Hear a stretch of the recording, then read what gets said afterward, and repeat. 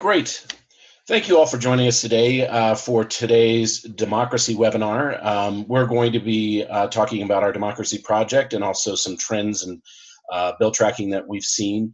We'll walk through the agenda here in a minute. I'll just let you know some technical intros on how to ask questions and such. I'll first introduce myself. I'm Sean Hinga. I'm a senior advisor here at SIX. I also happen to be a little sick, so I apologize for my voice, a little under the weather. But today you'll be able to ask questions at any point throughout the webinar by using the chat function in Zoom. And we may pause throughout the webinar to take your questions. We may leave them to the end depending on their content. But we will be, the easiest way for you to ask questions will be to type them into the chat function that you can get to at the bottom of your screen with Zoom. Just in case you're on your phone only or have technical difficulties, you can also text me. I'll show my phone number here in a minute, but it's 303-570-9595. And so feel free to text me any questions as well. And at the end of the webinar, we're going to, or at the end of the presentation, we're going to unmute all of you, and you can hit *6 to further unmute yourself to ask a question at the end, so we have an opportunity, multiple opportunities for you to ask questions and be engaged in this content. And to answer a few questions preemptively, the slides will be available, as will a recording of the webinar, on our SIX Action site, which is www.sixaction.org. And the password is capital P progressive power, all one word. And we'll show you that later in the webinar as well, the URL and the password. So you don't need to note it down. We'll have it a little bit further on. With that, I will get us started here. So today we're going to do an overview of the Democracy Project, which we are launching with all of you, and we'll explain what all that entails. We'll review our process to develop a vision and values platform for the Democracy Project. We will then move on to see what does it mean to be a democracy champion, and part of this as a legislator is part of the effort. We'll review that. We'll also look at some of the democracy trends in our bill tracking at SIX, and we'll see what we're seeing in the states out there and what's moving and tracking out there. We'll also review some of the other SIX resources, so if you're working on other issues other than democracy issues, where you can access those. We'll talk a little bit about our week of action we just finished up, and also point to how that is a type of collective action that we're looking to do around democracy. And then we'll pause there for Q&A. And again, we may take questions as we move through that from the chat, but we will certainly have time, ample time for you for questions at the end. So thank you very much for joining us. I'm going to get us started here. So the Democracy Project is something we've always been very focused on democracy issues at SIX, but we were able to dedicate more resources towards the end of last year to really develop a full-fledged project at SIX. And now we have several staff people that are staffing it that are on the call today that you'll get to meet. And the main purpose of the main purposes of the Democracy Project are to recruit, elevate, empower, train, and elevate legislators who are going to be advocates on democracy issues, both fighting conservative attacks and also moving progressive policy. Democracy champions that will sign up to be part of this effort and commit to the vision and values platform will receive additional training and will all have more access to national experts, and will be more engaged in this process and also connected to each other and their fights to help expand democracy in their states. The folks that have already signed up when we had our conference in December, we now have close to 100 people that have signed up with interest to be a democracy champion. We've been working with that cohort of legislators thus far to help develop the vision and values platform that I'll talk about in a minute. And we really appreciate everybody's input. It's been substantial and extensive. The other major piece of this is our bill tracking, and we are trying to be as expansive as possible in tracking democracy bills in the state, both negative, conservative efforts, but also proactive efforts, which we're seeing a lot more of, thankfully, in the states. And so that is a piece of the work that's you can be shared on we're sending out a weekly bill tracking sheet that you're welcome to join if you email us. And we are also seeing trends as part of that throughout the states, and what's moving, and what are the highest number of bills per topic area, and you'll hear a little bit more about that in a few minutes. And largely, this is to create the environment so that more proactive reform can move and more regressive policies can be defeated, and trying to make sure that this cohort of legislators that hopefully you will be a part of are ready to fight the battle in your states for moving progressive reform and beating out the regressive efforts. And that's the Democracy Project in a nutshell. We're going to talk about different elements of it as we move through this agenda today, though. So one of the first major efforts as part of the Democracy Project has been to create a vision and values platform. And we really wanted this to be a legislator-driven process.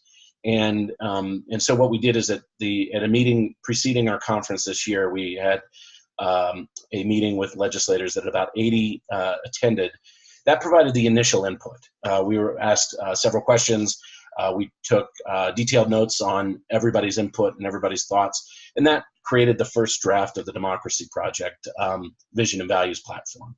Then we had a call like this, a Zoom sort of webinar interactive call in January, and another one in February with legislators and staff that then provided more input to this process.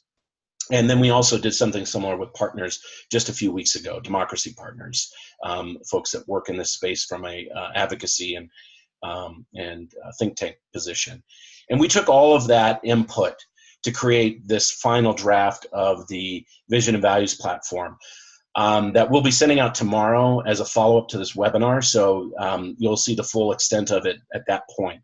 But generally, it follows. It's meant to be a broad vision of what the Democracy Project and what Democracy Champions will work towards. It's less a policy-driven document, and it's not intended to outline the various policies that we hope to support, but more the broad vision of what we're trying to accomplish as a country and in your states for democracy and inclusion and equity at the state level. The major components of it are equity and participation, which includes statements like equal access and representation to all, restoring voting rights for millions of Americans who are disenfranchised due to their exposure to the criminal justice system, that there should be no discrimination for participation based on race, education, age, gender, economic background, sexual orientation, religion, zip code, country of origin, or incarceration status or abilities. And so we want the equity and participation piece is the first major piece of the values platform. And then government accountability, which really helps to outline what governments should be doing and what we should be doing as leaders, and what hopefully you will be doing as leaders to really provide the accountability and access that people need. And that includes a fair and free census where everybody gets counted, and that government takes a much more active role in trying to increase participation both in registration and voting, and that it works to ensure a secure system, especially in times like now where we have hacking and threats of foreign interference and domestic interference in our voting systems. And then finally, we talk about transparency and integrity, and that really is addressing money in politics, making sure there's transparency at all levels, that there's ethics and codes of conduct reform that really reflect the type of leaders that we want to be. And that then it follows with commitments that the group will make as far as things that they'll be working on to try to move a proactive agenda. And so that is generally the vision and values statement. Again, we will be sending it out to all of you tomorrow as a follow-up to this webinar with a link to this webinar recording and then also the slides. And we hope that you'll take a look at it and join us as a democracy champion. So with that, I am going to hand it over to Nayela, who is our new Deputy Director of the Democracy Project, for her to introduce herself and then to walk through a few more elements of the Democracy Project. Nayela, I'll turn it over to you. Thanks, Sean. Hi, everybody. I am Nayela Amaru, and I am the new Deputy Director for the Democracy Project here at the State Innovation Exchange. And in this role, I will collaborate with state legislators, across the country, and provide resources and support that you need in order to help you champion democracy issues in your respective states. But key to this project is building a diverse and engaged cohort of democracy champions. And these democracy champions will help lead us in this national effort across every state to advance progressive voting reforms and to defend against voter suppression. And there are essentially 8 aspects of being a democracy champion, which I will briefly outline. So as you can see, 1 is to defend against conservative assaults on our democracy and move proactive measures forward. And this speaks to the importance of action, right? Oftentimes we talk and we have conferences, but this is really putting the emphasis on movement, on moving the needle. So action matters. The second is work with in-state democracy coalitions to move proactive democracy policy. Strategic partnerships are going to help support the work of you as state legislators across the country. And we can help you in connecting you with those partners to help you move your work forward. A third is energize the progressive movement and public around democracy issues. This is important because this is about essentially changing the narrative. Oftentimes, particularly as of late, democracy is seen as something that is abstract, but really doing the work and helping change the public narrative so that the progressive movement and the general public specifically really understands that this idea of democracy has very real lived consequences and some really good benefits if we do it right.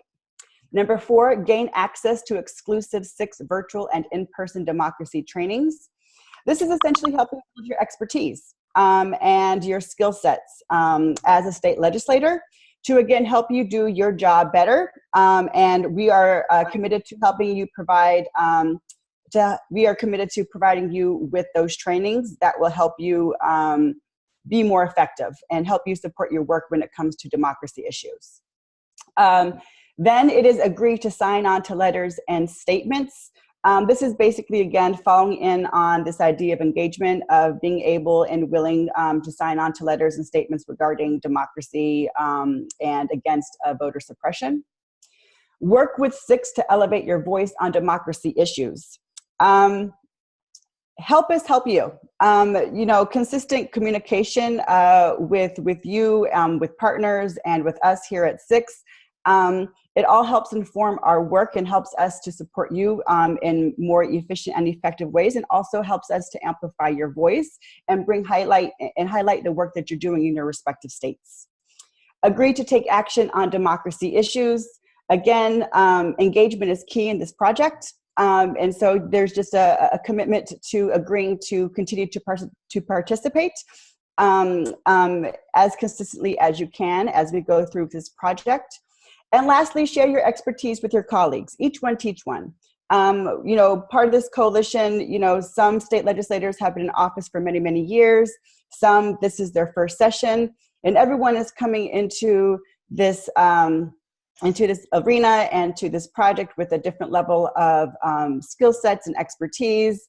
And so this is just a space for us to share what we know and build on what we want to deepen our expertise in, and an opportunity for you to connect with your colleagues. So those are briefly the 8 points of engagement, if you will, that will help us advance progressive voting reforms and defend against voter suppression. Our success as a project, as a coalition, as a republic, really depends on us stepping up and actively defending and protecting everything that we can do to create this inclusive, representative, and participatory democracy that we know that we can have. But it requires all hands on deck. And so we really look forward to working with you and supporting you in the work as this project moves forward. So I am now going to hand off the presentation to Sunila, my colleague, who is our Senior Research Associate at SIX, and she will provide trend analysis of democracy policy topics and bill tracking across the country. Sunila? Yeah, thanks, Nyla. Can everyone hear me? Give me a thumbs up. Great. So great to be with you. I'm Sunila Chilakuri, Senior Research and Policy Associate with SIX, based in Boston. And in my role, I primarily support SIX and our network of legislators, all of you, with policy analysis, legislative research, and bill tracking. And I'll be spending the majority of my time focused on this democracy project, but also do support SIX's work and research in other policy areas, so you're aware. So really thrilled to be working with all of you and to support this movement and the broader progressive movement in states. Can we hit the next slide, Sean? Thanks. So as Sean and Nyla mentioned, as part of the Democracy Project, our team has worked to set up a comprehensive system that identifies and monitors bills on a wide range of democracy issues and topics across all states. We've discovered and are tracking over 1,500 bills so far in 2019 on issues ranging from same-day and automatic voter registration to campaign finance reform to cybersecurity and elections and more. And of course, recognizing that democracy is impacted by much more than elections and electoral policy, we're also monitoring bills on issues like census preparation and the right to protest and so on. So right now we're sharing bill data on what we're tracking with democracy partner organizations on a weekly basis. And we of course want this data to be a resource for legislators as well who are championing democracy issues. So if you'd like to be added to our list, or if at any point you're interested in seeing comparative bills on a specific democracy topic that are moving in other state houses this year, we'd be more than happy to share that information with you at any point. Just feel free to reach out and we'll share our contact information here. All right, next slide. So I'm going to transition to give you all a fairly high-level overview of the kinds of bills that we're seeing so far in 2019 and where we're seeing bills come up. I'll also pull out a couple of kind of cross-cutting highlights and stories from our tracking to better illustrate the type of data that we have and what issues we're monitoring. And I'll kind of caveat all of this by saying that this is not a fully comprehensive or quantitatively representative analysis. These are just observations based on what we're seeing so far this year. So as I mentioned, we are tracking over 1,500 bills so far, coming from 47 of 50 states. Roughly 150 to 200 of these bills have already failed, so that leaves about 1,300 to 1,400 still active. This map on the slide shows the density of democracy bills offered up across states that we've identified so far. Apologies for folks who are joining us on the phone. I'll try and narrate this a little bit. So notably, New York legislators have proposed at least 150 democracy-related bills with some very important and overdue reforms already enacted. Massachusetts and Hawaii had around 90 bills each as of last week, and the list goes on. A handful of states have only proposed a few bills, but keep in mind that many legislative sessions have only just begun, and not a lot of bills on democracy or otherwise have been proposed yet. So this will continue to evolve as the session goes on. All right, next slide. Thanks. So this slide reviews the broad themes in democracy legislation that we're seeing so far and the rough volume of bills by theme. Of course, some of these themes are somewhat broader than others and include more policy areas and possibilities for reform under their umbrella, so keep that in mind. As of right now, the highest number of bills that we're tracking would affect the actual voting process. That's about 400 plus bills nationally as of February 15th, and that covers issues like early voting, absentee voting and vote by mail, polling station locations, language access, and so on. Voter registration is the second most common policy reform area that we're seeing, with nearly 300 bills proposed so far nationally, followed by campaigns with around 250 bills. Now, on the lower end of the spectrum, but importantly, we have census and redistricting with just over 100 so far. And while fewer bills have been proposed comparatively on redistricting and census, I'll just emphasize that these bills have tended to be more transformative, and the policy area as a whole is somewhat more discrete and self-contained than, say, voter registration or voting process. So it's not a perfect comparison, but this at least gives you a sense of what we're seeing. All right. So to take us even a second level down, this chart shows the top 12 policy topics that have come up through our tracking so far. So as you can see, again, apologies for folks on the phone, we're seeing a large number of bills that would affect campaign finance and advertising, as well as vote by mail and absentee voting. A subset of these bills and these two topics propose, more sweeping reforms or transformations to those processes, but the vast majority are making fairly technical or specific changes to state rules and processes. But those are also important to monitor and can affect participation, just as much as the bigger reforms. At the next tier, roughly 75 to 100 bills each would impact the ballot measure or initiative process in states, propose reforms to redistricting, alter early voting, or enact automatic registration. And so everyone's aware this webinar will be recorded and the presentation will be available online, so you don't have to fully digest this entire chart. I'm not going to go through it line by line, but this is just to give you a sense. All right, we can go to the next slide. Thanks. So there are any number of stories and kind of points of analysis that we could offer up based on what we're seeing through democracy bill tracking so far. But I just want to lift up a couple of specific cross-cutting stories to help bring some of this bill data to life a little bit more and show you all what we're seeing and the kind of information that we have. So on the positive proactive front, we've noticed a critical volume of bills that directly seek to engage justice-involved citizens in the democratic process. Our count comes to over 80 bills from over half of states, about 27 states so far. As you can see on this map, the states shaded in pink or purple display states where these bills are coming from. For the most part, states range from having 1 to 5 democracy bills that specifically target justice-involved citizens, while Mississippi kind of stands alone, having over 20 this year so far. As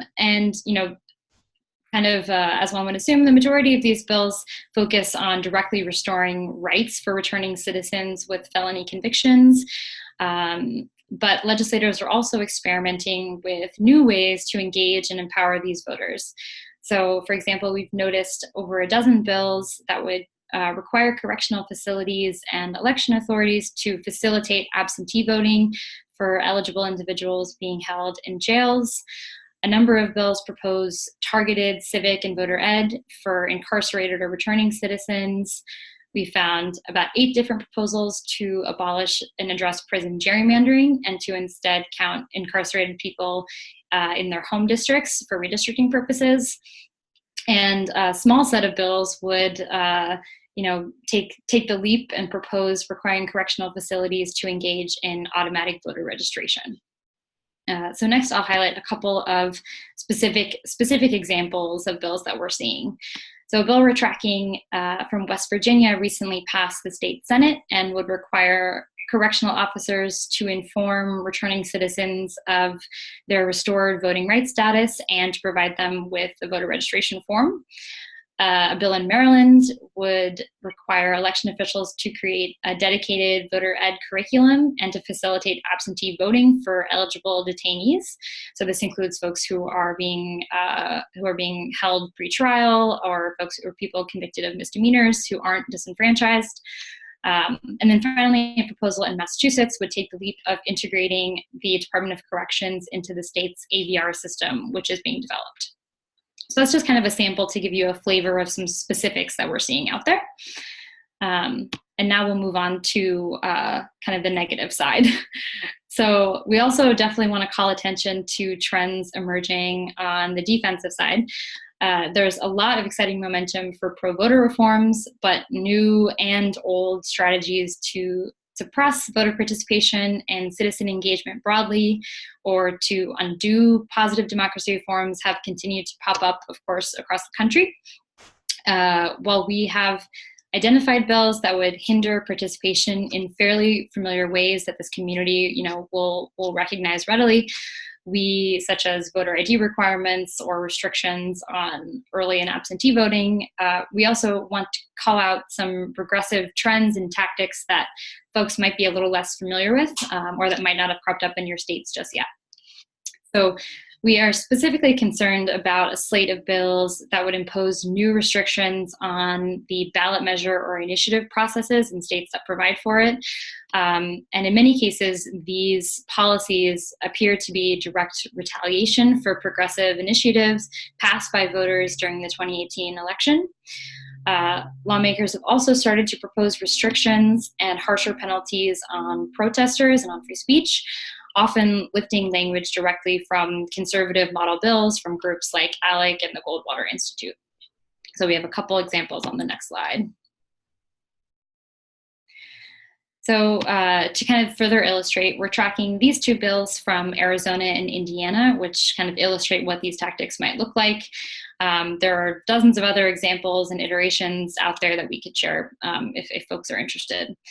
So in Arizona, a current bill, HCR 2005, would require initiative petitions to be signed by a high percentage of voters in each legislative district rather than in the state at large in order to qualify for the ballot. So advocates fear that if this is passed, the requirement would make it extremely difficult for ballot questions to qualify for the ballot at all, and for these proposals to go through to voters.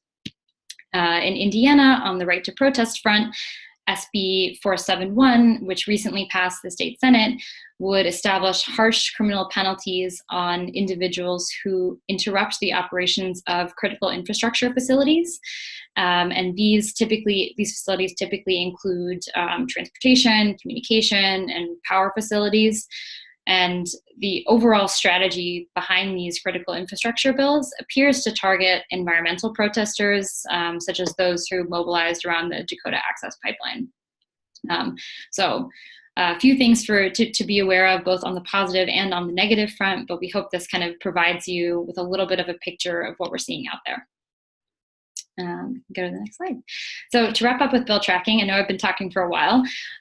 We really want to maintain open lines of communication with all of you. So if either now or in the future you're working on a piece of legislation under the democracy umbrella, or are aware of something relevant dropping in your states, including bills that require defense, we would love for you to let us know. And please send updates to democracy@stateinnovation.org, and this whole team will get it. So now I will do a quick overview of what policy resources and support SIX can provide for legislators working to advance democracy. We have a couple existing policy playbooks on democracy topics, one on automatic voter registration and another on modern and secure elections, which highlights issues like vote by mail and cybersecurity. We are also working with partner organizations to develop a brief on the census and what state legislators can do to support census preparation at home. So stay tuned for that. And of course, like I've been talking about, we have bill tracking data and comparative legislation, which we are more than happy to share with you at any point. The SIX research team will also be providing dedicated research support to our network of democracy champions who sign on to the platform and need help pushing and brainstorming a specific policy or learning more about a specific topic. So know that that's available if you want to engage with us further. And then finally, we can provide connections to democracy experts and advocates, many of whom I think are on this call, who can help legislators really take their policy development to the next level. All right. And since we have you, we'll also take a couple minutes to flag SIX's resources and initiatives in other policy areas. So in addition to the policy materials I mentioned on democracy, we have over 20 playbooks and briefs on other progressive issues like clean energy, family economic policy, criminal justice reform, and more. And all of those resources are accessible on the 6Action website using the password progressive power, capital P, no space. The site URL and password are available on this slide as well. And for if you ever need to reference this PowerPoint again, this recording will also be available on the 6Action site. So now I will turn it over to Katie, our communications director, for an overview of 6's other dedicated projects and initiatives. Thanks. Great, thank you. Hi everyone, I'm Katie Fleury, the communications director here at 6, and I look forward to working with all of you as the democracy program really gets underway and we get going. So first I'm going to start off with another program, the first issue program that 6 launched and has really provided a good framework for how to build some of our other programs. So the Reproductive Freedom Leadership Council was launched last January and now has over 350 state legislators from well over 40 states who are all committed to leading on reproductive rights, health, and justice by promoting a bold, unapologetic stance in favor of abortion rights and embracing the role that state legislators have in protecting those rights. So you can find, it has a vision and values platform online, and you can find out a lot more information by contacting Kelly at stateinnovation.org, or go ahead and join at the link on your screen. And on the reproductive rights section of our website, you can find information. And Kelly just shared the link in the chat box, so go ahead and find out more there. All right, moving on to the next slide. All right, and so 6 is also proud to explore the creation of another new program, the agriculture program. And so this program is focused on supporting policies that promote healthy and thriving rural communities through ecologically and socially responsible agriculture and local direct market food systems. So it's a really innovative way to think about how progressive state lawmakers can have an impact on the communities and supporting families. So for more information about that, again, always see our website or contact Kendra at stateinnovation.org. Okay, and then I'm going to quickly go over another initiative of 6. We just wrapped up our 3rd annual Fighting for Families Week of Action, which is a national coordinated effort that we do to really bring together legislators to be together at the same time, talking with the same voice about the same issues. And we use that all to drive a national narrative about how legislators are working to put more money in the pockets of working families. So events that legislators help us participate in include press conferences, telephone town halls, op-eds and letters to the editor, Facebook Live town halls, bill introductions and hearings, floor speeches, social media and posts, all that sort of thing. And by bringing that all together, we really hope to drive more of a narrative of the important role that state legislators play and how progressive state legislators are really fighting for families and fighting on issues that everyday Americans care about. And I bring this up because we are looking to do similar collective work with the Democracy Project. So definitely stay tuned for ways you can engage on upcoming efforts like perhaps Census Day coming up in April or other events. So stay tuned. And with that, I will turn it back over to Sean. Wonderful. Thank you so much, Katie. And thank you all for your presentation. We will now turn over to questions and answers. And we have a few already in our chat function. Nayela actually answered one of them from Jaspreet, but Nayela, do you want to talk a little bit more about how we're planning to work with legislators across the country and engage in every state and our thoughts and plans about that? Absolutely. So What I will be working on in the coming weeks and beyond is reaching out to state legislators from across the country to build this cohort that we need in order for us to be successful as a project, as a coalition. Again, to better support you in the work that you're doing. But again, really being intentional about what are those resources that you need. What are the organizations that are in your respective states that could help provide those resources? So essentially, you know, this is all hands on deck coordination, if you will, of, you know, letting us know what you need. What are those specific resources? Is that policy support? Is that communication support? And we will tap into our network to provide that resource to you. Thanks, Sean. Thank you. And a related question that I'll field for right now is, will legislators, democracy champions, be able to influence topics for trainings? And I think Nayala just addressed that a little bit there. But yes, we would love your input. Again, email us at democracy@stateinnovation.org. If there's certain things that you are seeing you need additional resources around, whether it be policy support, messaging support, training on power mapping these issues, and just let us know at any point. We would love your input and would continue to listen to you and have this as a legislator-driven process. One other question that probably is best fielded by Sunila. Another question, how many bad bills are we seeing in comparison to previous years? Have you taken a look at whether this is something more prevalent or is plateauing off, and maybe how it compares to the proactive work? Is there anything you can shed light on there? Yeah, I don't want to kind of jump the gun before sessions have enough time to really unfold, since we're fairly early on. But for now, at least among the bills that we're tracking, I would say the positive is dwarfing the negative.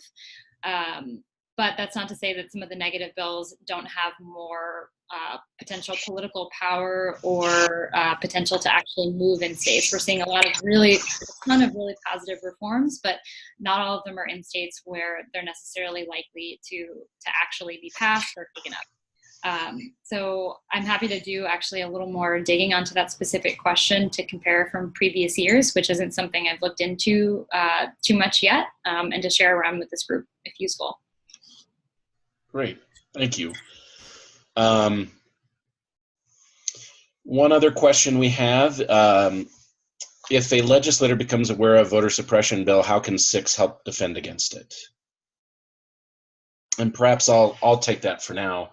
I think one thing is primarily staying in touch with us. We need to know what's, we're doing extensive bill tracking, but to wade through 1,500 bills to know what are the ones that are most relevant, the most topical, the ones that are most likely to move, we really need some human intelligence for that. And a lot of our state directors are helping provide that, but we really would like to lean on you as much as possible to let us know what's going on in your states. What can we, if something pops, we have some off-the-shelf resources to help out with messaging and some other work, but it's also connecting you to some of our partners that are really experts in this field and have probably seen the battles before and can give you the best advice on how to manage that fight back.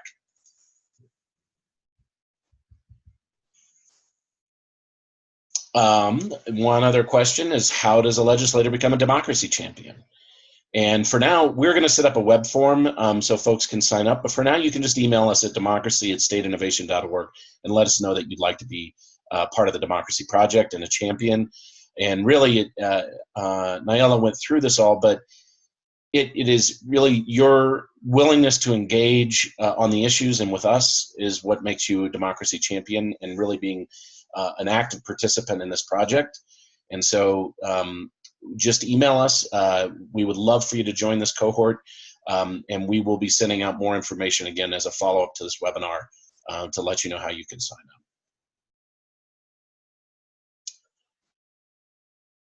And I am going to actually try to unmute everybody now, just in case there are people on the phone or that want to speak up.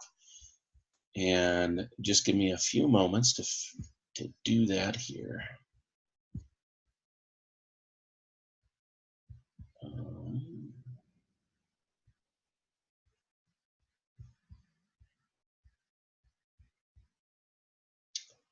Actually, I'm going to have to do it individually. So you'll have to unmute yourself. I'm giving you permissions to unmute yourself, but you will have to actually either click the unmute function on your Zoom or hit *6 if you're on a phone. You all should now be able to unmute yourself if you'd care to ask a question. Until then, we have another text question that came in. We're working on building a democracy scorecard with allied groups. Any suggestions on the worst bills to weigh and watch for? That comes from Jay Sargent. Sunila, do you have some thoughts on that? Yeah, if it'd be helpful, I'd be happy to pitch in off this webinar and think through some specifics. I think that in terms of specific states, I would say look to Arizona. No offense to anyone on the call from Arizona. There have been a ton of pretty concerning bills coming from that state. Missouri as well, both positive and negative. So those are a couple states that I would say look for examples there early on. There's a lot more to be had, and I'd be happy to chat with you offline. Great, thanks, Sunila.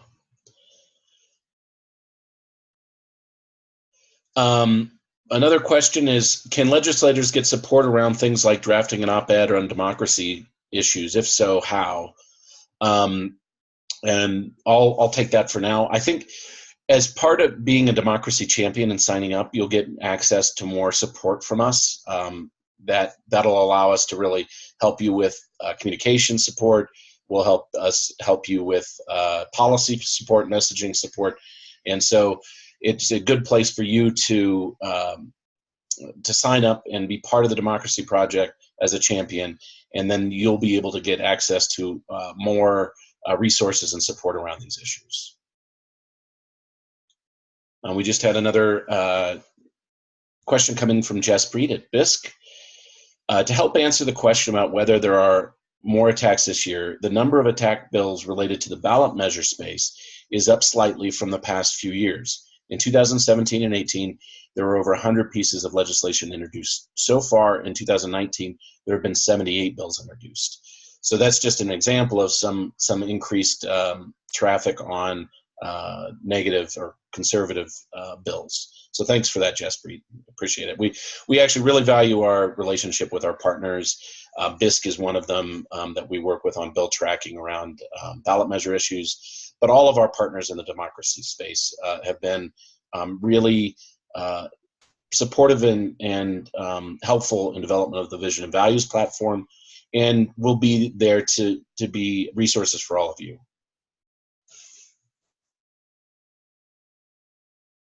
And we'll just wait a few more minutes to see if there's any more questions from crew. And again, feel free to unmute yourself if you're able to. I think you hit *6 to unmute, or click the unmute button on your Zoom webinar app.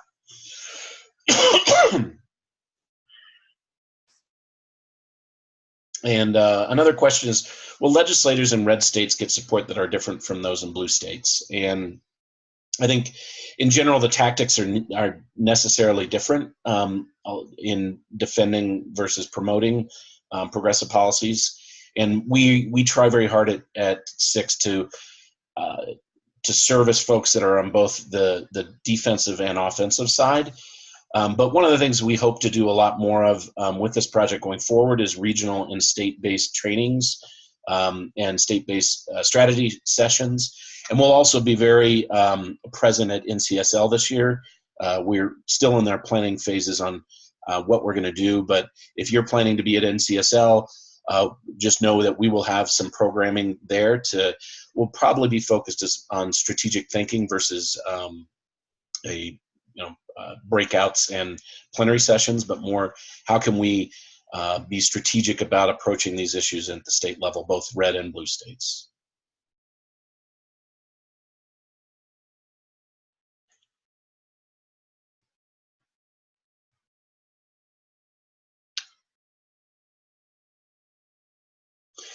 Another question that came in, which is great, is this work with democracy advocates only, or will it include other groups?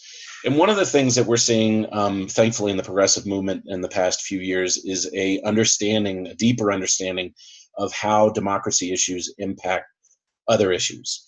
The fact that people are disenfranchised in certain communities would make that community just less represented when it comes to issues on immigration, on reproductive rights, on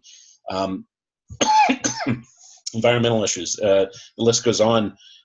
Democracy issues are integrated with all the policy areas that we work on. And it's one of the reasons we focus so heavily on this, is because it is a constant that travels through all the policy areas and topics.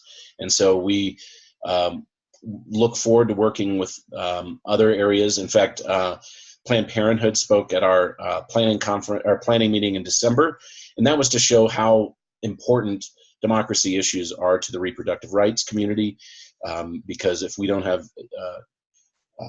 representation and access for all people, well, then we're not going to get the policy solutions that we need.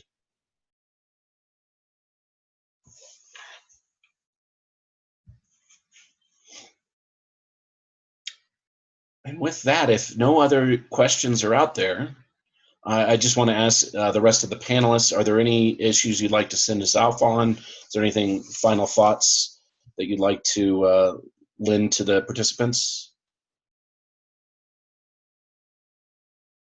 Seeing none, I think that the one thing I'll leave all of you with is our upcoming webinar schedule. We had the webinar today on democracy, the Democracy Project and issues. We have, again, another webinar in March on fighting for families, progressive workplace policies that work. Then we celebrate Earth Day with action on April 17th. And then May 15th, we learn about how to message your accomplishments. This is intended to help you as you end session and go back to your districts. How do you message on what you've been able to accomplish, and to make sure that your constituents are aware of all the good work you're doing. And with that, I will send us off, and I really appreciate everybody joining us today, and we really hope you'll take part in the Democracy Project and become a democracy champion, and thank you very much.